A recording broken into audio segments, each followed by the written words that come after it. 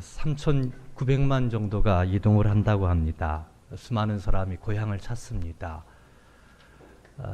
고향 예찬을 노래한 어느 시인은 나의 살던 고향은 꽃피는 산골, 복숭아꽃, 살구꽃, 아기 진달래, 울긋불긋 꽃대골 자리인 동네, 그 속에서 놀던 때가 그립습니다. 이렇게 노래했는데 그 노랫말을 들으면 시골길이 생각나요. 고향이 생각나요. 편안해져요. 고향은 우리 어릴 적 추억이 담겨 있는 곳입니다. 그렇죠. 산에선 연을 날리고 겨울에선 고기를 잡고 친구들과 여러 가지 운동도 하고 딱지치기도 하고 붓을 먹기도 하고 그런 추억들이 담겨 있는 곳이 고향입니다. 고향에 가면 그런 흔적들, 우리의 그 어린 흔적들이 다 남아 있지요. 그걸 자녀들한테 얘기하지만 자녀들은 아주 재미있어 하지 않습니다. 그냥 듣고 말아요. 그리고 다녔던 학교가 있고 교회가 있습니다. 그래서 고향하면 그런 마음을 갖게 됩니다. 하지만 무엇보다도 이 고향을 찾는 이유는 그곳에 부모님이 계시기 때문에 그렇습니다. 부모님이 이사하시면요 거의 고향에 가지 않아요.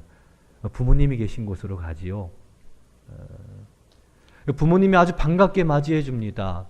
그리운 부모님의 음식 맛은 참 기가 막히지요. 늙어서 주름진 얼굴이시지만 뵐 때마다 참 마음의 푸근함과 내 삶의 그 중심이다라는 것을 느낄 때가 참 많습니다. 또 고향을 찾지 않을 수가 없는 것은 고향을 찾아가지 않으면 실망하실 부모님을 생각하면 힘들고 어려워도 고향을 찾게 됩니다. 올 줄 알았는데 오지 않으면, 특별히 명절 때 자녀들이 오지 않으면 그렇게 서운해 하시잖아요. 아쉬워하시고 자녀들이 오지 않으면 아마 그 부모님들은 고향에서 명절 없는 그런 날을 보낸다라고 저는 생각을 합니다. 왜? 재미가 없으니까요. 그때나 되면 자녀들을 생각하게 되니까 부모님이 그런 마음들을 생각한다면 힘들고 어려워도 고향을 꼭 찾게 됩니다. 그래서 올해에도 한 3,900만 정도가 이동을 한다고 그래요. 어마어마한 이동이죠. 말이 3,900만이지 한번 생각해 보세요. 부모님이 계시고 어릴 적 추억이 있는 곳이기 때문에 그렇게 이동을 하는 겁니다.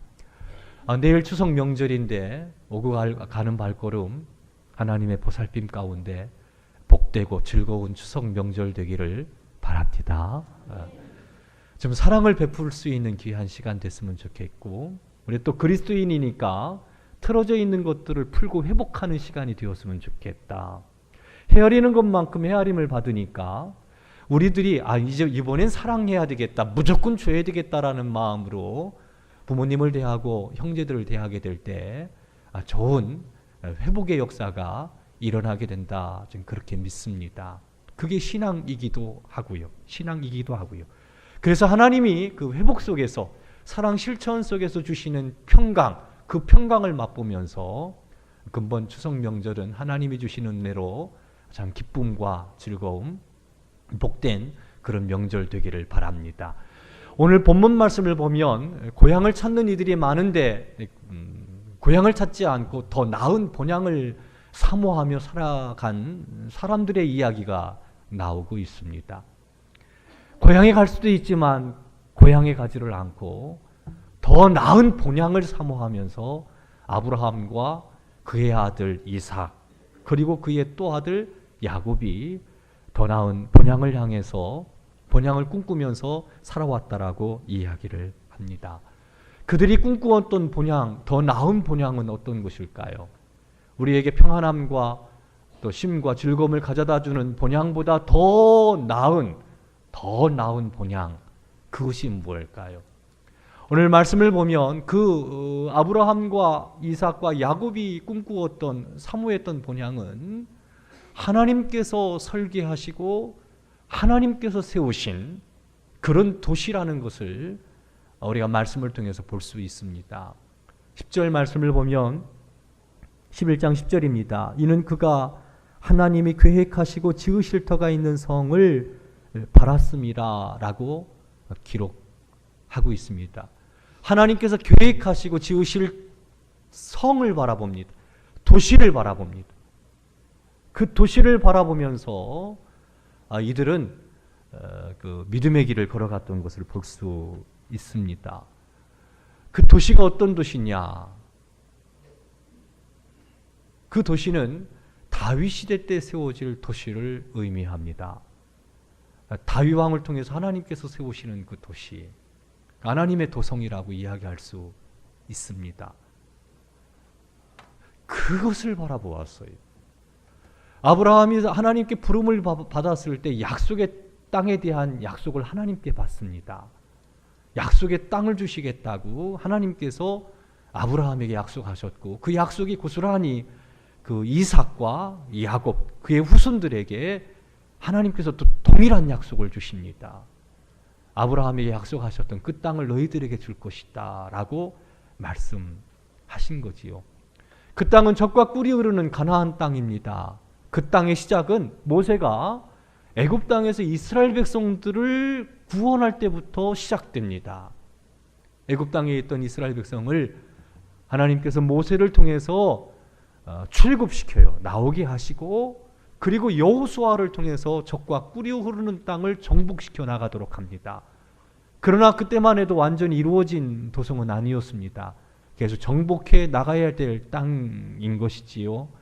언제 하나님께서 아브라함에게 약속하신 그 땅을 이스라엘 백성들이 차지하게 되느냐, 얻게 됐느냐, 다윗 시대 때입니다. 다윗 시대 때, 다윗 때 하나님께서 아브라함에게 약속하셨던 젖과 꿀이 흐르는 땅, 가나안 땅, 그 땅을 이스라엘 백성들이 차지하게 되는 거지요. 완전히 정복하게 되는 겁니다. 그것을 아브라함과 이삭은 바라봅니다. 지금은 약속만 받은 겁니다. 그러나 언젠가 하나님께서 우리 후손들에게 주실 그 땅, 하나님이 계획하시고 세우실 땅, 하나님께서 함께 하셔서 다스릴 나라, 그 도성, 그 도시에 대해서 아브라함은 믿음으로 바라보았고, 그것을 오늘 본문 말씀에서 더 나은 본향이라고 이야기하고 있는 겁니다. 오늘 14절 말씀을 보면 그들이 이같이 말하는 것은 자기들이 본향 찾는 자임을 나타냅니다. 여기서 말하는 본향은 다윗 시대 때 세워질 하나님께서 계획하시고 세우실 그 땅을 의미합니다. 15절 말씀을 보면 그들이 나온 바 본향을 생각하였더라면 돌아갈 기회가 있었으려니와, 여기서 말하는 본향은 본토 친척 아비집, 즉 다시 말해서 아브라함의 고향을 의미합니다. 그러니까 14절의 본향과 15절의 본향이 틀린 거예요. 다른 거예요. 14절에서는 주실 그 본향, 하나님께서 계획하시고 세우실 다윗 시대 때 세워질 그 나라를 말한다면 15절에서의 본향은 자기 고향을 의미하는 것이지요. 16절 말씀을 보면 그들이 이제는 더 나은 본향을 사모하니, 그들이 사모하는 더 나은 본향은 아버지가 살던 내 어린 추억이 깃들어져 있던 그 고향이 아니라 하나님께서 계획하시고 세우실 그 본향, 더 나은 본향, 다윗 시대 때 세워진 그 본향이라는 것을 우리 발견할 수가 있습니다. 하나님이 약속하신 땅에 살았습니다. 아브라함과 이삭과 야곱이 머문 곳은 약속하신 땅입니다. 하지만 그 땅에서 그들은 여전히 나그네로 살았습니다. 여전히 장막에서 살았어요. 장막에서 살았다는 얘기는 자꾸 이동한다라는 것을 의미합니다. 약속의 땅, 약속을 받았지만 나그네로 사는 거예요. 그 땅에서 아직 그 약속이 성취가 되지 않은 겁니다. 그러면서 동시에 믿음으로 그 약속의 땅을 바라보는 거예요. 그리는 거지요. 아주 기뻤을 겁니다. 지금은 나그네로 이 약속의 땅에 있지만 하나님께서 우리의 후손을 통해서 계획하시고 세우실 그 놀라운 세계를 바라보는 겁니다. 그리고 가슴 벅차하는 거지요. 10절 말합니다. 이는 그가 하나님의 계획하시고 지으실 그 성을 바랐음이라. 바라고 기대하는 겁니다. 약속만 받고 있는 거예요. 그러나 그들 마음 가운데는 기대가 있는 겁니다. 아브라함 죽습니다. 그 약속이 이삭에게, 그리고 그 약속이 야곱에게로 이어지면 그들도 역시 동일하게 약속의 땅에서 나그네로 살지만, 이방인으로 살지만 여전히 주께서 이스라엘 그들의 후손들에게 주실 놀라운 세계를 바라보면서 소망을 갖고 살았던 것을 볼 수 있습니다. 하나님께서는 거짓말하지 않기 때문에 반드시 이루십니다. 반드시 이루십니다. 그래서 약속의 땅에서 나그네로 삶을 살아가는 것이 힘들고 어려웠지만 그 후손들에게 주실 하나님의 약속의 땅, 그 본향을 바라보면서 이들은 참아낼 수가 있었고 힘을 얻었던 것들을 볼 수 있습니다. 그것을 한 예로 들어 11절에서 이렇게 얘기합니다. 믿음으로 살아도 사라 자신도 나이가 많아 단산하였으나 잉태할 수 있는 힘을 얻었다. 왜냐하면 약속하신 일을 미쁘신 줄 알았기 때문이다라고 이야기를 합니다. 사라는 아기를 낳지를 못했어. 잉태하지 못했습니다. 나이 많아 90세에 아기를 낳게 되는데, 사실 사라가 이 하나님의 은혜가 아니었으면 아이를 낳을 수 없는 존재였지요. 젊었을 때도 그는 아이를 낳을 수가 없었습니다. 하나님께서 태의 문을 열어주시지 않았어요. 그런데 하나님께서 약속하셨거든요. 네 몸에서 아이가 날 거라고.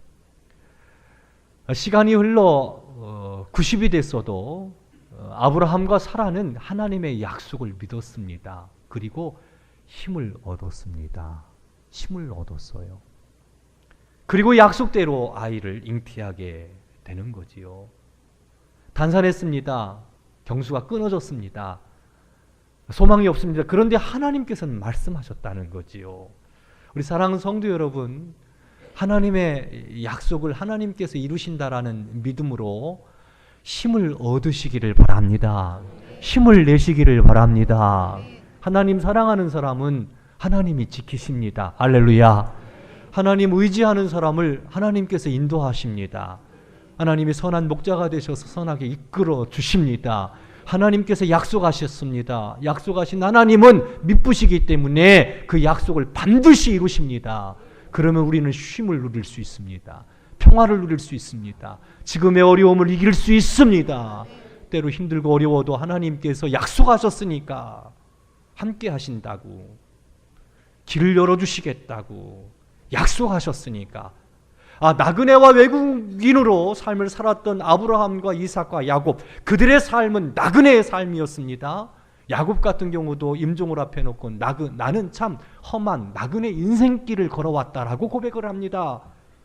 장막에서 그냥 생활한 거예요. 하지만 그들은 꿈을 가지고 있었습니다. 하나님께서 약속하신 더 나은 본향을 바라보았습니다. 하나님께서 계획하시고 세우실 그 도시를 꿈꾸면서 지금 어렵고 힘들어도 믿음 안에서 신실하게 주의 뒤를 따르며 하나님을 예배하며 경배했던 것을 우리는 발견할 수 있습니다. 히브리서에서 아브라함과 이삭과 야곱이 꿈꾸었던 더 나은 본향에 대한 이야기를 하면서 동시에 히브리서 기자는, 히브리서를 쓴 사람은 이 말씀을 듣는 우리에게도 더 나은 본향이 있다라는 것을 우리에게 이야기해주고 있습니다. 더 나은 본향이 우리에게 있다는 거죠. 이 땅에서 우리는 외국인과 나그네처럼 삶을 살아가는 거예요. 바울은 우리의 시민권은 하늘에 있다라고 얘기했습니다. 그리고 그 나라를 사모하면서 우리는 바라보는 거지요. 하나님께서 예비하신 그 본향, 더 나은 세상, 지금 이 세상과 어떻게 다를까? 곰곰이 생각하다가 누가복음 15장에서 그 답을 좀 찾아보았습니다. 아버지 품을 떠난 둘째 아들은 우리 인간의 모습을 우리에게 보여주고 있습니다. 고생입니다. 괴로웠습니다. 행복이 없었습니다. 아팠습니다. 배고팠습니다. 무척 가난했습니다. 노예 생활했습니다. 이것이 아버지 품을 떠난 하나님 품을 떠난 인간의 모습입니다. 근데 아버지 집은 어떻습니까? 부유합니다. 기쁨이 있습니다. 은혜가 있습니다. 거기 중요한 것은요, 하나님 아버지가 계시다는 거예요. 아버지 품을 떠난 둘째 아들이 비로소 행복과 기쁨을 누릴 수 있었던 이유는 아버지 집으로 갔을 때예요. 아버지 집. 본향에 들어갔을 때 비로소 거기서 쉼을 누리게 되었고 안식을 얻을 수가 있었다는 사실이에요. 둘째 아들은 인간을 가리킵니다. 인간이 참된 쉼, 사람들의 참된 쉼은 아버지 품, 아버지 집에 거할 때 비로소 누릴 수 있는 겁니다. 거기 기쁨이 있고 행복이 있습니다. 거기 하나님이 계십니다. 그 하나님의 은혜가 있는 거지요. 이 땅에서 고단하고 힘들고 어렵게 삶을 살아가는 사랑하는 성도 여러분, 오늘 말씀에 귀를 기울이시기를 바랍니다. 한번 저를 따라해 보시기 바랍니다. 더 나은 본향이 있다. 기가 막힌 본향이 있다.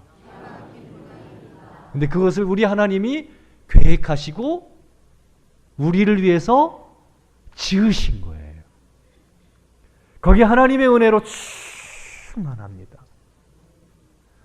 세상 그 어떤 것과는 비교할 수 없는 더 나은 본향이 예수 그리스도를 믿는 저와 우리 성도 여러분들을 위해서 하나님께서 예비해 놓고 계시다라는 것을 바라보시고 그 본향을 바라보면서 오늘 나그네 길, 이 세상은 나그네 길이에요.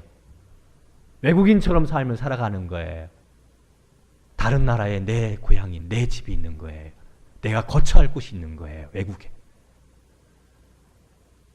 그것을 바라보면서 순례자의 길을 걸어가는 참 믿음의 사람, 지혜로운 하나님의 사람 되기를 주님의 이름으로 축원합니다. 오늘 말씀을 보면 그 본향을 바라보고 살았던 이들이 어떻게 살았는지 아주 구체적으로 말씀하고 있는 구절이 나옵니다. 13절 말씀을 보면 이 사람들은 구체적으로 아브라함과 이삭과 야곱, 더 나은 본향을 소망 삼고 사는 사람들, 그들은 다 믿음을 따라 죽었다라고 기록하고 있습니다. 믿음을 따라 죽었다? 이 말을 좀 우리가 주의 깊게 볼 필요가 있습니다. 우리가 성경 말씀을 볼 때 믿음을 따라 살아야 된다, 믿음을 따라 살아야 된다 이렇게 많이 얘기하지요. 그런데 오늘 본문에서는 아브라함과 이삭과 야곱, 더 나은 본향을 사모하며 살았던 이 사람들은 믿음을 따라 죽었다는 거예요. 죽었다는 거예요. 믿음을 따라 살아야 되는데 믿음을 따라 죽었대요. 믿음을 따라 죽는다라는 것은 뭘까? 죽음도 믿음을 따라 죽을 수 있을까? 죽음이라는 것이 어떻습니까? 그런데 믿음을 따라 죽었다라는 거예요. 믿음을 따라 죽는다라는 건 뭐냐면 죽음을 믿음의 원리로 바라본 것입니다. 죽음이라는 것은요, 영생으로 들어가는 관문이에요. 죽음은.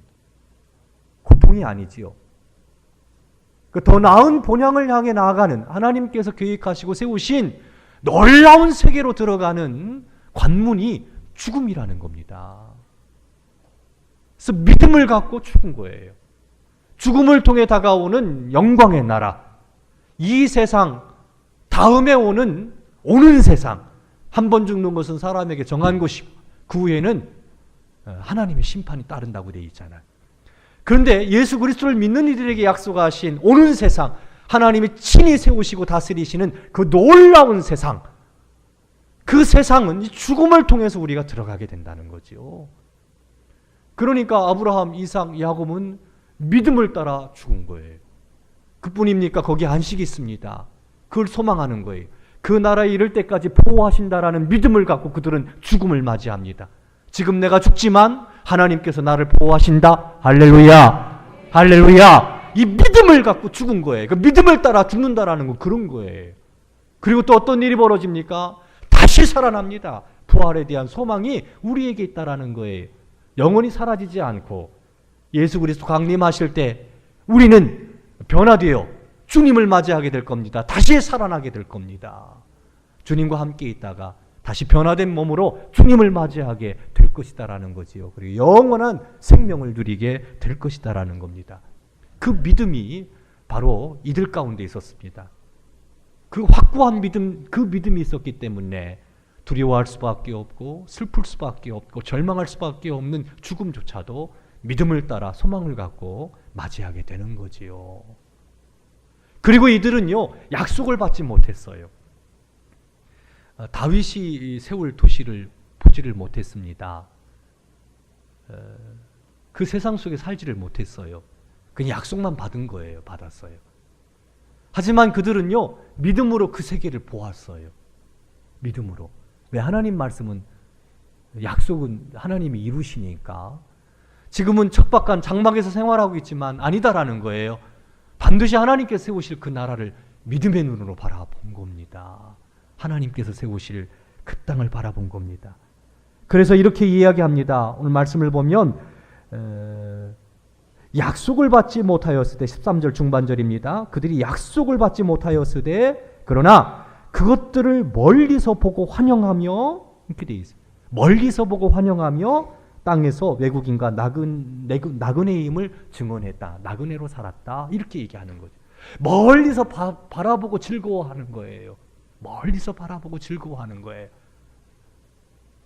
그 세계를 지금 이곳에서 바라보고 즐거워하는 거예요. 그래서 로마서 말씀은요, 이 소망에 대한 이야기를 하면서 8장에서 이렇게 얘기합니다. 너희가 소망으로 구원을 받는다. 아주 막 극심한 환난과 아픔, 고통 가운데 있으면서도 더 나은 본향을 우리 하나님이 세워주시고 우리에게 가져다 주신다라는 것을 믿음의 눈으로 바라보면서 소망으로 구원을 받았다라고 이야기를 해요. 사랑하는 성도 여러분, 저는 우리 성도 여러분들이 우리를 위해서 예비하신 더 나은 본향, 그 세계를 실제하는 세계로 이렇게 좀 눈이 열려져서 보기를 주의 이름으로 축원합니다. 그게 힘이 돼요. 이게 은혜가 돼요. 용기가 됩니다. 참아낼 수 있는 힘을 준다는 거지요.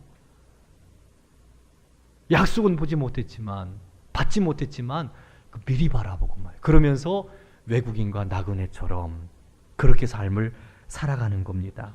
정처 없지만 소망이 있는 거예요. 희망이 있는 거예요. 새 소망을 품는 겁니다. 외국인과 나그네들은 장막에서 생활을 합니다.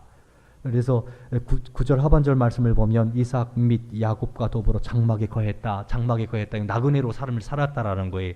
근데 여기서 한 가지 더 추가해서 우리가 생각해야 될 건 뭐냐면, 장막과 더불어서 그들의 삶의 중심에 있었던 건 뭐냐면 제단이었습니다. 제단. 어디를 가든지 그들은 늘 하나님 앞에 예배를 드렸어요. 하나님을 생각했습니다. 요약해보면, 연결지어보면 그런 거예요. 그들은 더 나은 본향을 바라봅니다. 그리고 이 땅에서는 외국인과 나그네처럼 삶을 살아갑니다. 본향을 소망 삼으며 이 땅의 것은 다 사라진다라, 없어진다, 낡아진다, 영원하지 않다라는, 그래서 우리의 꿈과 희망과 소망을 하늘에 두고 삶을 살아가는데 늘 하나님 앞에 예배하면서 하나님의 사람으로 나그네 길, 외국에서의 삶, 외국인의 삶을 신실하게 살아갈 수 있었던 것을 볼 수 있습니다. 그들의 삶의 강력한 힘이 바로 여기에서부터 시작됐다라고 이야기할 수 있습니다. 그렇게 하나님께 예배하고 섬기는 이들에게 준비된 나라가 더 나은 본향이라는 것, 이것을 믿고 사랑하는 성도 여러분, 그 나라에 대한 소망을 품고 오늘 하나님의 사람으로 신실하게 살기를 주님의 이름으로 축원합니다. 나그네 길이라고요, 대충 살면 안 돼요. 나그네 길이라고요, 그렇게 막 살면 안 돼요. 더 나은 본향을 바라보고 살아가는 사람은 더 신실하게 하나님께서 나를 보고 계시고 하나님께서 이끌어 주신다라는 믿음 안에서 거룩한 신앙의 길을 걸어가야 되는 겁니다. 그렇다면 이들에게 남는 건 뭘까요? 약속의 땅을 받지도 못했어요. 단지 바라보는 것뿐이지요. 그리고 믿음을 따라 죽습니다. 외국인과 나그네로 그냥 삶을 살아가는 거예요. 도대체 그럼 이들에게 득되는 게 뭘까? 뭐 이런 생각을 해보게 되는 거죠. 아브라함, 이삭과 야곱을 한번 국한해서 생각해 봅시다. 다윗, 자기 후손 가운데 다윗이라는 걸출한 인물이 나오게 되는데 하나님이 다윗을 통해서 나라를 세우실 겁니다. 가장 강력한 나라예요. 전무후무합니다. 그런 시대가 없었어요. 그런 나라를 세울 것들을 바라본다. 그러나 지금 그들은 장막에서 제단에서 삶을 살아갈 뿐이지요. 그렇죠? 근데 오늘 16절 말씀을 보면요, 그들에게 놀라운 하나님의 축복이 있었던 것을 볼 수 있습니다. 16절 말씀 다 같이 한 목소리로 함께 읽겠습니다. 시작. 그들이 이제는 더 나은 본향을 사모하니 곧 하늘에 있는 것이라. 이러므로 하나님이 그들의 하나님이라 일컬음 받으심을 부끄러워하지 아니하시고 그들을 위하여 한 성을 예비하셨느니라. 아브라함과 이삭과 야곱의 입장에서 한번 생각해 봐요. 아무것도 없어요. 그런데요, 하나님께서 야, 내가 네 하나님 된 걸 기뻐해. 부끄러워하지 않아. 이렇게 말씀하셔요. 구약 말씀을 보면 우리 성도 여러분들이 거듭 발견하는 단어가 있습니다. 아브라함의 하나님, 이삭의 하나님, 야곱의 하나님. 이렇게 들으시오. 그렇죠?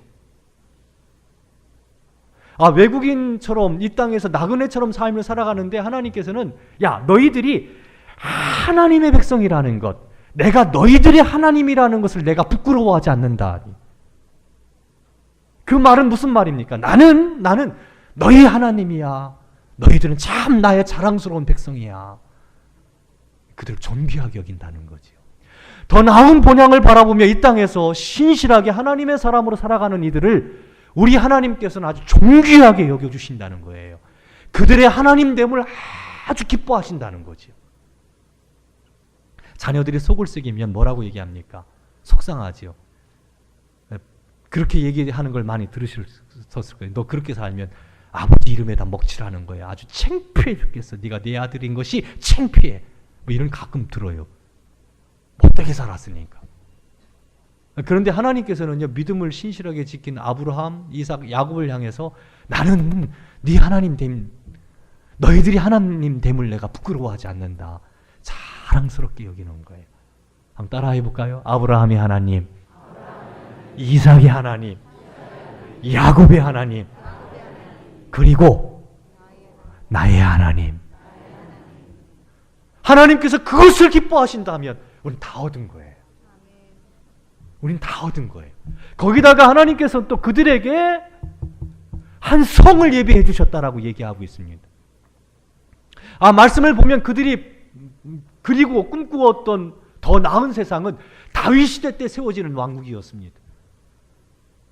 그런데 하나님께서는 그들에게 다윗 시대 때 세워질 그 왕국이 아니라 그 이상, 그것보다 더 좋은, 그것보다 더 나은 하나님 나라를 그들에게 안겨주었다라는 것이죠. 아브라함은 지금, 또 이삭은 지금, 야곱은 지금 하나님 품에 안겨 있습니다. 아버지 품에 안겨 있습니다. 아버지 집에 있습니다. 그 아버지 집은요, 다윗이 세운 왕국과는 또 비교가 안 되네요. 비교가 안 되는 거예요. 그들로서는 상상할 수 없는 거예요. 아마 입이 쫙 벌어지는 거예요. 믿음을 따라 죽었을 때 하나님께서 그들에게 가져다 주신 것들, 안식, 평화, 어두움이 전혀 없는 하나님의 충만한 은혜로 가득한 아버지 집. 믿음을 따라 죽음으로 그들은 그 세계를 소유하게 돼. 그 세계는 다윗을 통해서 세운 나라하고는 또 비교가 되지 않는 놀라운 세계를 그들에게 가져다 주었다는 사실입니다. 사랑하는 성도 여러분, 세상 속에서 그리스도인으로 삶을 살아간다라는 것은 참 힘들고 어려운 일입니다. FM대로 신앙생활 한다면 우린 세상에서 환난과 핍박과 고난을 당할 겁니다. 그럼에도 불구하고 우리에게 소망이 있는 것은 이 세상이 아닌 더 나은 세상에 대한 하나님의 약속이 있다라는 것입니다. 상상할 수 없고 측량할 수 없는 놀라운 세계를, 보다 더 나은 본향을 주님께서 우리를 위해서 계획하시고 세워놓으셨으며 그 나라로 우리를 초청하셨다는 사실입니다. 예수 그리스도 안에서 우리는 그 본향에 대한 약속을 가지고 있는 사람입니다.